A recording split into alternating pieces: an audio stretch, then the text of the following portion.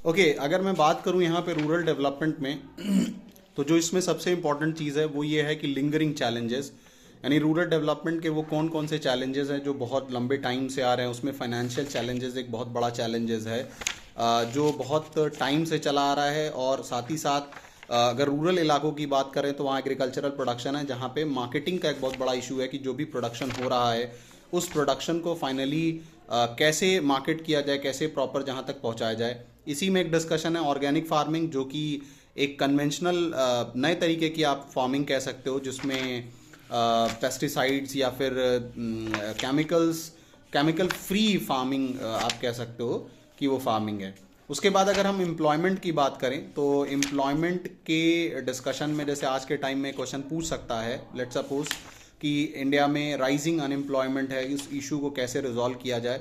तो always remember कि GDP इसमें एक बहुत बड़ा रोल प्ले कर सकता है कि अगर हम प्रोडक्शन को इंक्रीज़ करें और नए नए तरीके के इन्वेस्टमेंट कंट्री के अंदर लेके आए, नए नए तरीके की अपॉर्चुनिटी लेके आएँ, तो ये सारी चीज़ें जो होती हैं कि एम्प्लॉयमेंट इंक्रीज़ करेगा और इंडिया की जो राइजिंग अनएम्प्लॉयमेंट की प्रॉब्लम है वो सॉल्व होगी। और जब भी हम अनएम्प्लॉयमेंट या एम्प्लॉयमेंट की बात करते हैं, always remember government of India का एक बहुत इंपॉर्टेंट प्रोजेक्ट है मनरेगा। 100 दिनों के लिए लोगों को काम दिया जाता है।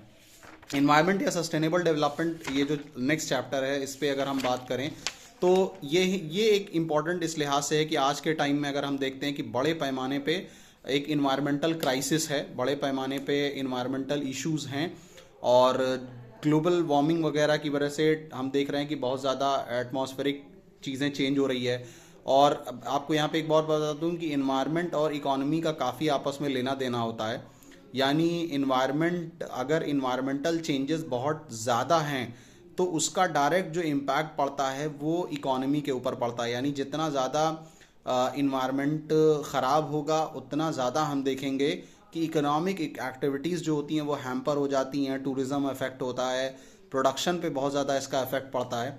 तो इसलिए इन्वायरमेंट को सिर्फ एक पॉइंट ऑफ व्यू से नहीं देखना चाहिए, बल्कि उसको इस नज़र से भी देखना चाहिए कि इसका इम्पैक्ट जो है बहुत ज़्यादा लोगों पे भी पड़ता है। यानी अगर कंटामिनेशन ऑफ वाटर हो जाए या फिर और भी फॉर्म ऑफ पोल्यूशन होता है तो वो डायरेक्ट और इनडायरेक्टली ह्यूमंस पे अफेक्ट करता है, जो ह्यूमंस इकोनॉमिक एक्टिविटी में एक इम्पॉर्टेंट रोल प्ले करते हैं।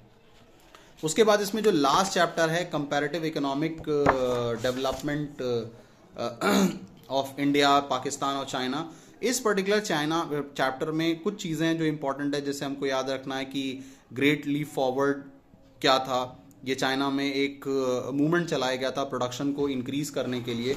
और इसके साथ ही साथ अगर हम देखें तो कुछ और भी चीज़ें हैं जो इम्पोर्टेंट हैं इस पर्टिकुलर चैप्टर में, यानी ग्रेट लीप फॉरवर्ड है।